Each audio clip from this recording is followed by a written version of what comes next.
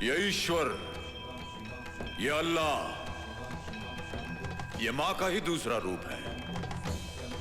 ये तूफान इस बात का सबूत है कि उसका सिंहासन डोल रहा है, उसकी ममता जाग रही है।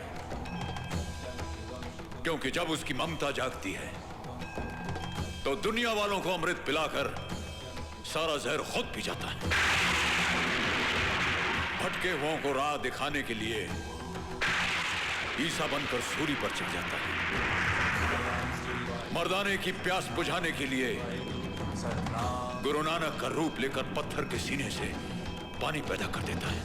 मूसा के लिए बहते दरिया को चीर कर रास्ता बना देता है। रब रखा अपने बिछड़े हुए बच्चों को मिलाने के लिए। ममता का ये तूफान नफरत की दीवारों को तोड़कर प्यार मोहब्बत का रास्ता बनाता हुआ मुझे साफ नजर आ रहा है। भारत हमारा दुश्मन है, भारत हमारा जानी दुश्मन है। भारत हमें तबाह और बर्बाद करने के ख्वाब देख रहा है। भारत पाकिस्तान को दुनिया के नक्शे से मिटा देना चाहता है, नेस्तो नाबूद कर देना चाहता है। बरसों से, पिछले 50 वर्षों से हम ये बेबुनियाद दहशत अपने दिलो दिमाग में बसाए बैठे हैं। हमने अपने गोदामों में अनाज कम और हथियार ज्यादा भर लिए हैं। हम ईद की तैयारियां उतने शौक से नहीं करते जितने जुनून से जंग करने के लिए आमादा रहते हैं। आज दुनिया चांद सितारों पर आबाद होने के मंसूबे बना रही है और हम अपने बच्चों को यह सिखा रहे हैं कि पड़ोसी मुल्क हमारा दुश्मन है। हमने नफरत की दीवार तो बहुत ऊंची बना ली, लेकिन वो रोशनदान भी बंद कर लिए जहां से दोस्ती का नूर अंदर आ सके। इंशाअल्लाह जिस दिन हिंदो पाक में दोस्ताना हो जाएगा, उस दिन ये दोनों मुल्क पूरी दुनिया के सामने एक अजीम ताकत बन सकते हैं। लेकिन यही बैरूनी ममालिक नहीं चाहते। वो हमें लड़वाने के लिए हथियार तो देते हैं, लेकिन दोस्ती का मशवरा हरगिज़ नहीं। लेकिन जनाब, इस बात की क्या गारंटी है कि इस दोस्ताने के बाद भारत हमारे जाती और मजहबी मामलों में दखलंदाजी नहीं करेगा? वो हिंदू देश है और पाकिस्तान इस्लामिक कंट्री है।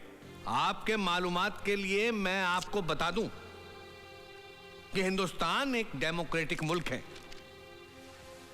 मुसलमान वहां की माइनॉरिटीज हैं। इसके बावजूद वहां की हुकूमत ने कभी भी उनके मजहब में दखल अंदाजी नहीं की। मुसलमानों के लिए अभी भी मुस्लिम पर्सनल लॉ कायम है। वहां के गैर मुस्लिमों का खुलूस तो देखिए। वहां के वाजदा प्रधानमंत्री खुद रोजदारों के साथ इफ्तार करते हैं, ईद की खुशियां मिलजुल कर बांटते हैं।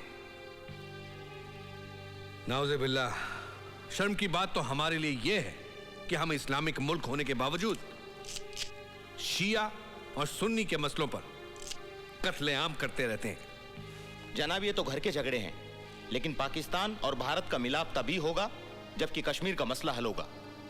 जनाब, जिस तरह पंजाब में सरहद पड़ी हमने कबूल की, राजस्थान में सरहद पड़ी हमने कबूल की, कच्छ की सरहद को भी हमने तस्लीम किया, तो क्या उसी तरह शिमला समझौते के मुताबिक कश्मीर का मसला हल नहीं हो सकता? इन्हीं मसलों पर बात करने तो हम भारत जा रहे हैं। इंशाअल्लाह, अगर खुदा ने चाहा तो हम एक अमन पसंद फैसले के साथ लौटेंगे। आमीन। सुम्मे आमीन। मैं समझ गई तो क्या सोच रहा है। सच पूछ तो मेरे दिल में सैकड़ों तूफान मचल रहे हैं। हर पल सदियों से लंबा लग रहा है। खुदा करे ये फासले से मच जाए और वो घड़ी उड़ के आ जाए जब तू मेरा दुल्हा बने और मैं तेरी दुल्हन।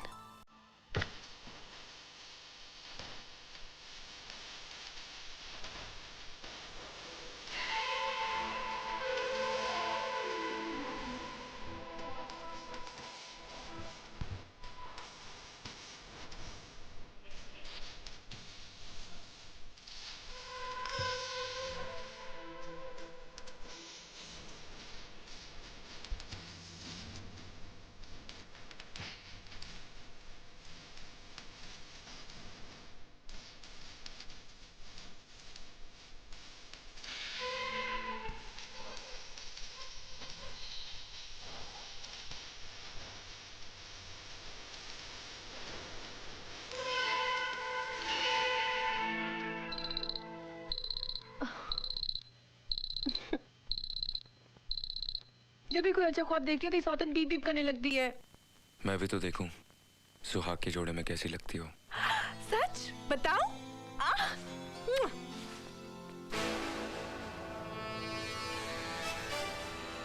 तुम समझ गए ना तौहीद? तौहीद OPN 1613M का मतलब अच्छी तरह जानता है। अब तक मेरे हाथों हिंदुस्तानी अफसरों का कत्ल हुआ, लेकिन अब हिंदुस्तान की सरजमी पर पाकिस्तानी वजीर आजम को मारने का सहरा भी मेरे सर पर।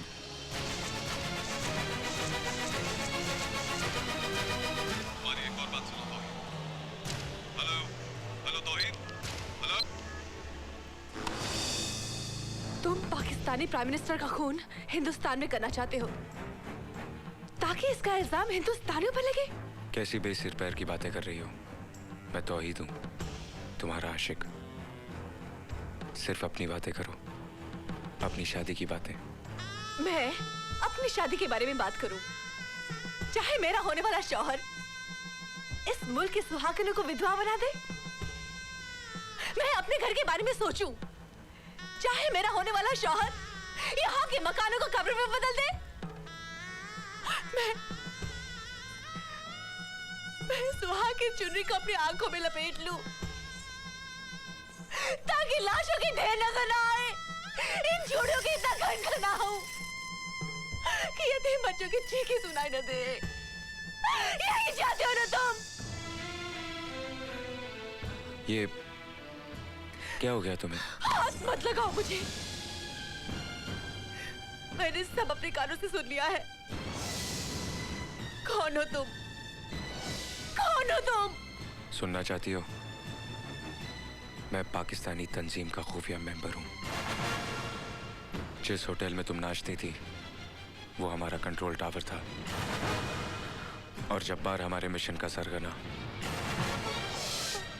रोशन आरा, तू मेरा मकसद पूरा करने में मेरा साथ दे, मैं जिंदगी भर तेरा साथ दूंगा। सौदा नहीं, मदद। हम दोनों मुसलमान हैं, हमारा ईमान एक है, हमारा कुरान एक है। मेरा साथ दे रोशन आरा। जब कुरान और ईमान का वास्ता दे दिया तो इनकार कैसे कर सकती हूँ? लेकिन एक वादा कर। कैसा वादा? तेरे मकसद के खातिर हिंदुस्तान का एक भी मुसलमान बलि नहीं चढ़ेगा। इस मुल्क के रहने वाले हर एक मुसलमान की हिफाजत की जमानत दे, फिर मैं तेरे साथ हूँ। कैसी बेवकूफ़ी की बातें कर रही है? जंग जब मुल्क तबाह करने के लिए हो तो ये नहीं देखा जाता कि वहां के रहने वाले किस मजहब के हैं।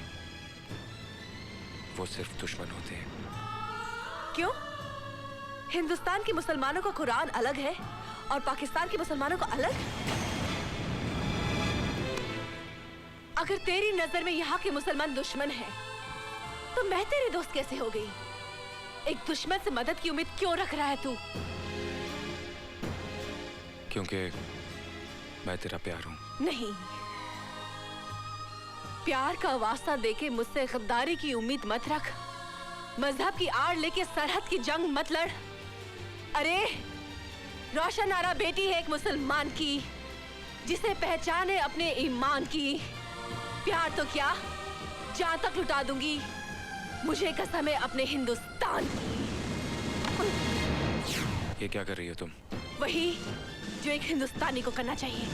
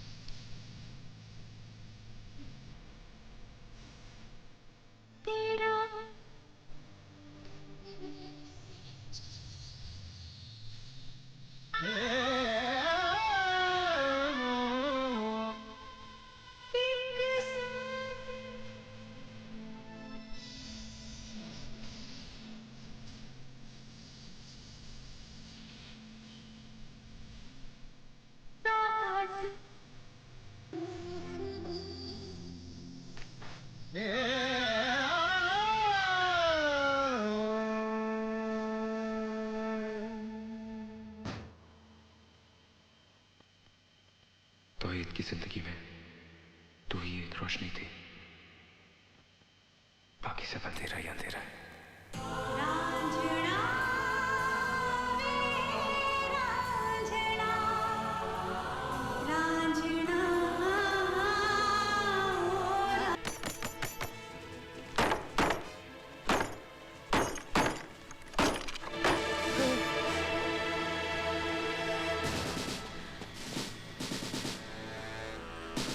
किसने गोली मारी तुमको?